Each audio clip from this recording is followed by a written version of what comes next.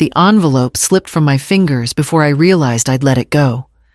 It fluttered to the floor, landing between my slippers and the legs of the coffee table. It wasn't mine. It was addressed to Mrs. Peltman, my next-door neighbor, an invitation to Dean's wedding, complete with the embossed gold seal and champagne-colored cardstock. I held it for a moment, numb. I had assumed mine was just late. I called him immediately, not thinking twice. Dean answered on the second ring. "Hey, Mom. I didn't waste time. I just got your wedding invitation. For the neighbor. Mine didn't come." There was a pause, then a sigh. "That's because we didn't send you one." Silence. I felt my throat close. "What do you mean you didn't send me one?" He cleared his throat. "We just didn't want any drama." "Okay, it's Kendall's big day. We want everything to go smoothly. You know how you can be, how I can be. It's not personal. We just thought it'd be better this way." "Dean." My voice was barely a whisper. "Even Mrs. Peltman is going." He didn't answer. My hands began to tremble. "Who else got one?" He hesitated. "Everyone. I mean, all the cousins, Aunt Rachel, Coach Simmons, your high school gym teacher. He's like family." A sharp, hollow sound escaped my chest, something between a laugh and a gasp.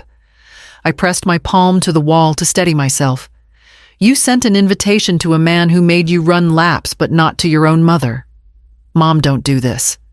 But I already had. Not by choice, but by the fact that I now knew exactly where I stood. "Got it," I said, hanging up. I picked up the envelope meant for my neighbor and placed it gently back in the mailbox. Then I stood at my front door, staring at nothing. Somewhere down the hall, my tea kettle whistled. I didn't move. My son's wedding would happen without me, and it wasn't a mistake. It was a decision. The next morning, I couldn't bring myself to open the curtains. Light felt invasive, undeserved. I sat at the kitchen table in my robe, a half-full mug of cold coffee, untouched, in front of me. I kept hearing his voice. "We didn't send you one. I raised that boy alone."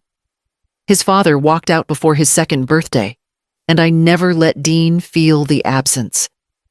I worked nights at the hotel, cleaned rooms during the day. No vacations, no new clothes. I sold my engagement ring to cover his first semester at college. When he and Kendall lost their apartment 2 years ago, I didn't hesitate. They moved into my small 2-bedroom. I gave them. The master took the guest room. Never asked for a dime. Cooked for them. Let them turn the living room into their little startup workspace. Now I'm too much. The door opened without a knock. Anita's the only person who still does, that earned the right after 30 years of friendship. She carried 2 coffees and a look that could split steel. "Did he really say that to you?" she asked, voice low but sharp. I nodded. Word for word. She sat down across from me, handed me the coffee. "That boy is lucky I wasn't on that call." I managed a small smile, the kind that disappears before it fully forms. "Maybe it's not about me. Maybe Kendall." "Oh no. Don't you dare give her that kind of power," she snapped. "He's a grown man. And this wasn't some oversight. This was planned." The word echoed. Planned. She was right. It wasn't like they forgot. They coordinated it, left me out on purpose. I looked down at my hands, the same hands that packed Dean's school lunches, filled FAFSA forms, painted the spare room when they moved in. Now those hands were shaking. Not from sadness, from clarity. This wasn't a misunderstanding, it was a strategy. And I had just been reminded I wasn't part of the plan.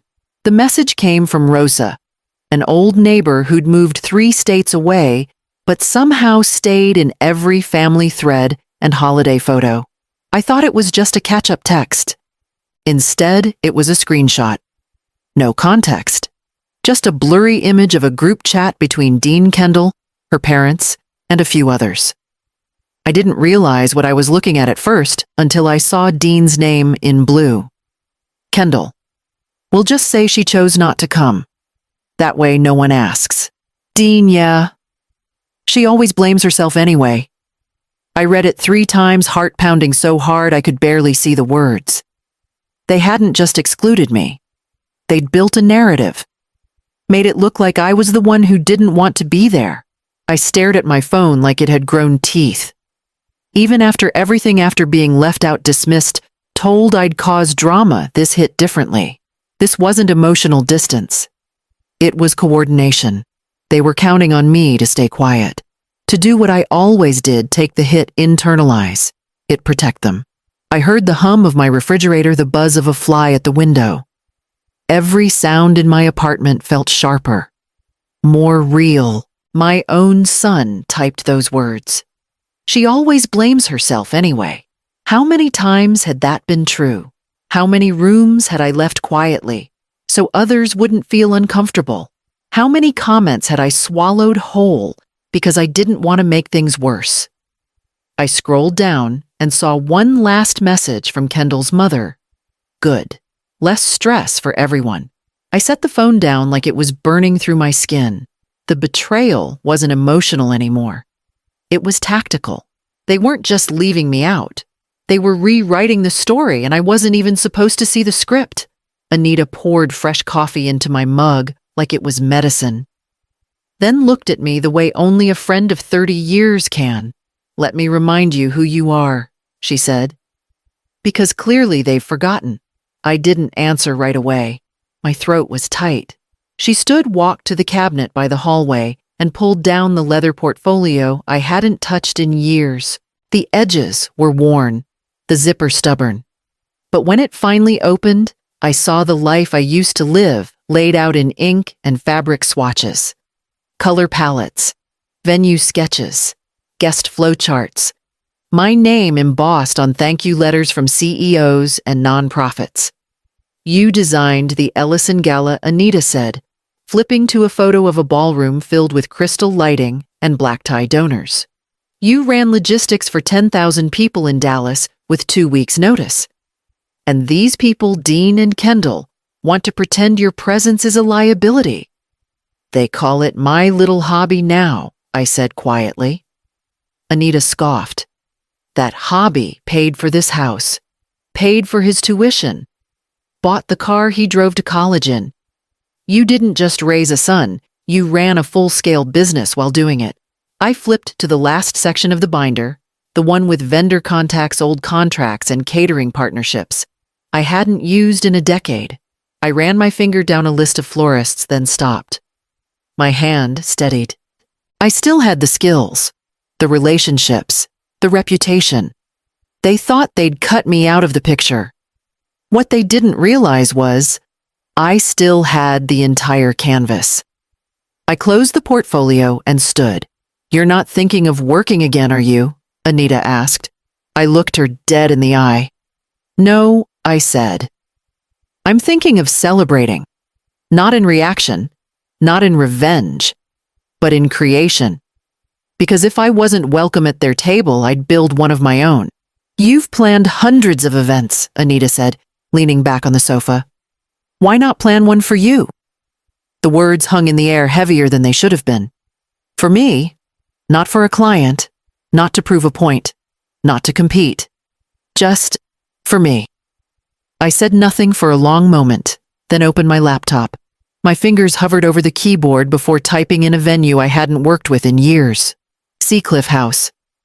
Tucked along the coast, nothing flashy. Just glass windows, driftwood beams, and that clean stretch of horizon. The owner still remembered me. Said the weekend was booked except for one cancellation, 3 weeks out. I took it. Next was Rosa. We hadn't spoken in 6 years, but she picked up on the first ring. For you, I'll clear my calendar. Mateo was next, a photographer I'd mentored back when he didn't know the difference between ambient and directional lighting. He didn't ask questions, just said, tell me when to be there. The plan took shape slowly, like memory returning. I wanted it small. 18 guests max. No seating charts, no speeches. Just color light music and food that made people close their eyes after the first bite. I didn't announce it. Didn't post anything. This wasn't a spectacle. It was a reclaiming. 3 days after booking the venue, Anita noticed the detail before I did. "You know that's the same day as Dean's wedding, right?" she asked. I blinked at the calendar. May 27th. I hadn't planned it that way, but I wasn't changing it. For once, the day wasn't about avoiding someone else's judgment. It was about choosing my own joy on my own terms. And if that made people uncomfortable, they didn't have to attend. I hadn't even planned to post. But Mateo insisted on sharing one photo, a candid moment of me standing beside a long wooden table we called the second chance table. It was covered in mismatched cups, hand-folded napkins, and a single sign for the people who never stopped showing up. I didn't think much of it until 3 days later when Anita stormed into my kitchen holding her phone like it had caught fire. "You're everywhere." She flipped the screen toward me. Wedding blogs, lifestyle pages, even a small feature on a design magazine's Instagram feed. There I was, wind-blown barefoot, smiling like I'd just remembered what it felt like to belong. They were calling it the celebration of quiet power. One headline read, "Elegance without performance. This seaside gathering redefines what matters." Another, "No gowns. No guest list politics. Just meaning." I didn't know whether to laugh or cry. Meanwhile, Dean and Kendall's wedding was getting polite coverage, a few mentions in the local announcements, but then a lifestyle blogger posted a side-by-side our sunset photo next to a shot of Kendall, posing under a floral arch, her expression stiff. I hadn't planned any of it to be seen, but the world had seen it anyway. And somehow, that stung more for Dean than any confrontation ever could. A cousin I hadn't spoken to in years messaged me, "I thought you weren't invited to the wedding." I didn't respond, because it didn't matter. I hadn't needed their permission, and I no longer needed their explanation. They tried to keep me out of the picture. Now I was the headline, and they were the footnote. The doorbell rang just after noon, sharp and impatient. I already knew it was them. Dean stood with his hands in his pockets, Kendall beside him holding her purse like it was armor. Neither of them smiled. Neither of them looked comfortable. "Can we talk?" Dean asked already, stepping inside. Kendall didn't wait for an invitation either. She sat on the edge of the couch like she wanted to be anywhere else. "We've been getting messages," she said flatly. "People are confused." Dean added, "We're not here to fight, but the way things are going, it's becoming divided." I didn't speak. I just walked to my desk, opened the drawer, pulled out the small white box I'd tucked away the day Rosa sent me that screenshot. I sat down, opened the lid and slid the printout across the table. Dean looked down. I saw it hit him exactly which screenshot this was, the one he never thought I'd see. Kendall leaned over his shoulder, eyes narrowing as she recognized her own words. "We'll just say she chose not to come. She always blames herself anyway." Neither of them spoke. "I don't need your invitation," I said quietly. "I needed your honesty. And now I have that on paper." Dean looked up, mouth opening like he might explain or justify. But I stood before he could speak. "You may go." And they did, without a word. Not because I'd won, but because they had nothing left to offer me. The silence after they left felt different. Not heavy, not sad. Clean. I didn't cry. I didn't shake. I didn't even sit down. I just walked to the table, opened my portfolio, and started flipping through the ceremony photos Mateo had printed for me. The linen, the candles, the laughter, the realness. My hands had made all of it. The same hands that packed Dean's lunches, repaired broken fence posts, pieced together rent from 3 freelance jobs. They said I was too much. But it was this much that built everything they took for granted. My phone buzzed. "Mateo, I hope you're sitting down," he said. "Modern Vows just called. They want to feature your event, not just the photos. They want your story." I let out a slow breath. My story. He laughed. Apparently, authenticity is trending.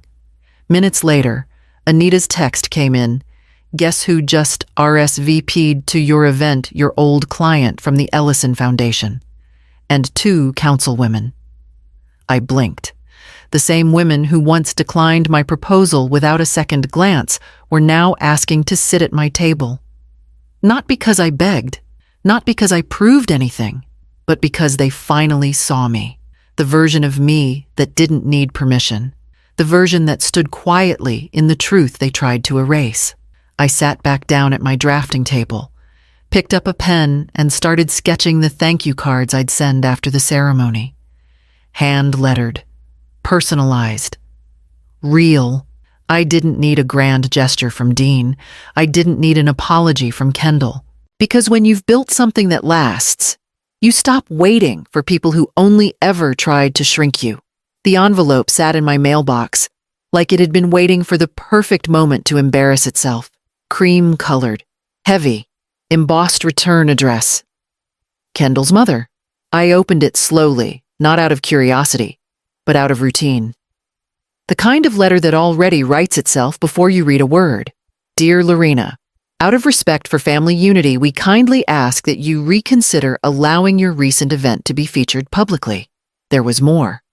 Phrases like, for the sake of peace and further strain, could create division. She wrote it like I was a scandal to contain not a person to acknowledge. I set the letter aside. Didn't rip it. Didn't respond. I just turned to my desk and pulled out a second envelope, one I had already addressed the day before. Inside was a printed portfolio and a short, handwritten note. To Ayla, you have the kind of eye that sees what others overlook. Never let them tell you your art is small. Build the rooms they won't let you walk into. Lorena Ayla was the intern I mentored years ago, back when I still believed hard work spoke louder than bloodlines. Now I knew better. It wasn't about speaking louder. It was about choosing who gets to hear you. I sealed the envelope, placed it beside my keys, and felt something settle inside me. Not pride, not spite, peace. The kind that comes when you realize you've already stepped off the stage they were so desperate to control. Let them argue about headlines. Let them squabble over which table I should have sat at. I was building longer tables somewhere else. Not to prove a point, but to pass the torch. The wind at the shore was softer this time. No tension. No performances. Just the scent of salt, fresh pastries, and coffee cups clinking gently against saucers. I stood near the edge of the long table, 18 seats, everyone filled. Not by blood, but by choice. Anita raised her mug from across the table. You did this, you know. I smiled. We did. Rosa brought out another tray of scones. Mateo crouched near the terrace steps, catching a candid shot of 2 guests doubled over in laughter. The reporter from Modern Vows asked if he could interview me after brunch, and I said yes, with no nerves. No need to prove anything. This wasn't my comeback. This was my continuation. I checked my phone only once. Force of habit, not urgency. A message from Dean. I think we messed up. You deserve better. No punctuation. No question. Just that. I didn't reply. I didn't even pause. I deleted it and placed the phone face down on the table beside my water glass. There were tulips in the centerpieces today, Anita's idea. They opened toward the sun without permission.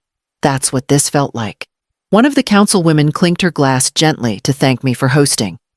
Another guest asked if I'd consider designing her daughter's graduation party. I nodded already, thinking about linen colors and place settings. As the table filled with laughter stories and seconds on pancakes, I looked around and saw it clearly. This was the room they never let me walk into. So I built it, and then I filled it with people who never asked me to shrink. Anita leaned in as I passed her the strawberries. Next year, I said, let's do it even bigger. She grinned. Same weekend? Exactly. Because I wasn't hiding anymore. I was hosting.